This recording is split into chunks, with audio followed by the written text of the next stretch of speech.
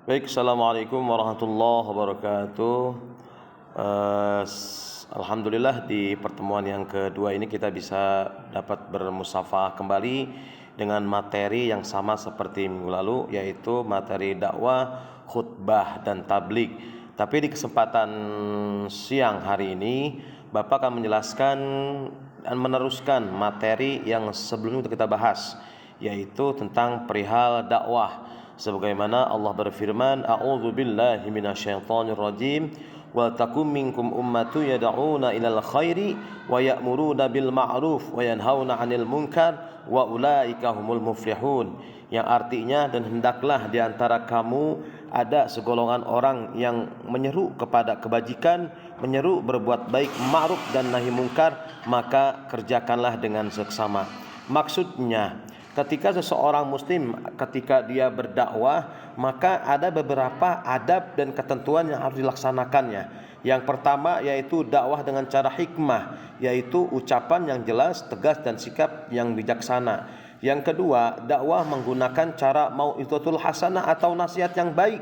Dan yang ketiga adalah dakwah dengan cara mujahadah, yaitu diskusi atau tukar pikiran yang berjalan secara dinamis dan santun. Baik, selanjutnya ada tujuan dan sasaran dakwah. Yang pertama adalah sasaran dakwah dan tujuan dakwah. Jika merujuk ke An-Nisa ke An-Nur ayat 24 dan ayat 25, maka tujuan dakwah yaitu beriman kepada Allah, menjadikan seluruh aktivitasnya dan mengerjakan amal soleh yang seluas-luasnya. Adapun di sini ada syarat dan metode dakwah. Yang pertama yaitu santun, yang kedua memahami objek dakwahnya, yang ketiga memiliki keberanian. Di antaranya yaitu dakwah itu untuk agama Allah, dan dakwah itu sifatnya mengajak, bukan untuk memaksa. Berikutnya ada metode. Yang pertama ada metode dengan Al-Quran dan metode dengan ceramah. Manajemen dakwah inilah yang akan menjadikan kamu menjadi seseorang dai yang profesional. Di antaranya adalah memiliki strategi atau struktur retorika dai atau dakwah yang benar-benar luas.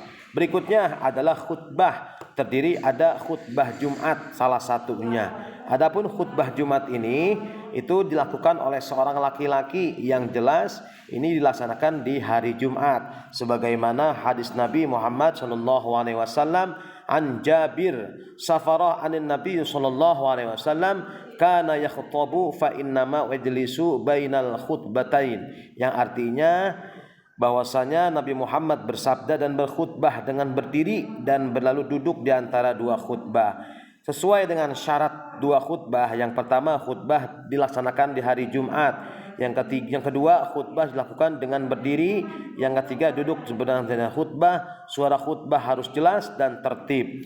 Adapun rukun yang dilakukan oleh seorang pendai atau khotib yaitu adalah membaca hamdalah, yang kedua yaitu membaca sholawat, yang ketiga berwasiat tentang takwa, yang keempat membaca satu dari beberapa ayat suci Al-Quran, dan yang kelima adalah berdoa pada khutbah untuk kepada kaum muslimin. Dan yang berikutnya adalah di sini adab ketika sholat Jumat, yaitu menyegerakan berangkat ke masjid lebih awal, membiasakan mengisi shaf terdepan, memperbanyak zikir dan doa, dan mendengarkan khutbah dengan seksama. Dan yang terakhir adalah tablik, yang diartikan sebagai kata baligha, yang artinya menyampaikan atau memberitahu pesan atau ceramah agama. Jika ditinjau dari pengertian istilah, tablik ini mengartikan atau menyampaikan aturan Islam, menyampaikan ajaran Islam, bagaimana dari dakwah Islamiyah, dan menyampaikan pesan Allah Subhanahu wa taala secara lisan, sehingga menjadi sebuah profesi yang dilakukan untuk menyampaikan atau menyiarkan agama Islam. Dalil atau ayat Al-Quran tentang tablik Al-Azab yang bunyinya Bismillahirrahmanirrahim, alladzina yuballiguna risalatillahi wa yakhshawna wa la yakhshawna ahadan illallah wa kafa billahi hasiba. Artinya orang-orang yang menyampaikan risalah-risalah Allah, yaitu para rasul, yaitu syariat Allah kepada manusia, mereka takut kepadanya, tidak merasa takut kepada siapapun selain kepada Allah Subhanahu wa taala.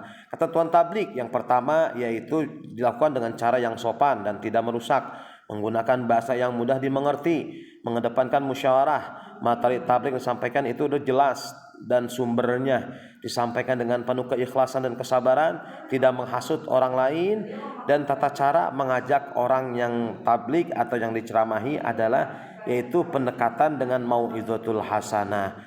Peragaan praktik tabligh ini biasanya dilaksanakan oleh seorang mubaligh atau mubalighah yang disebut sebagai dai atau daiyah. Mudah-mudahan pembahasan yang sangat singkat ini menjadi maslahat untuk kita semua. Amin ya rabbal alamin. Mohon maaf. Wassalamualaikum warahmatullahi wabarakatuh.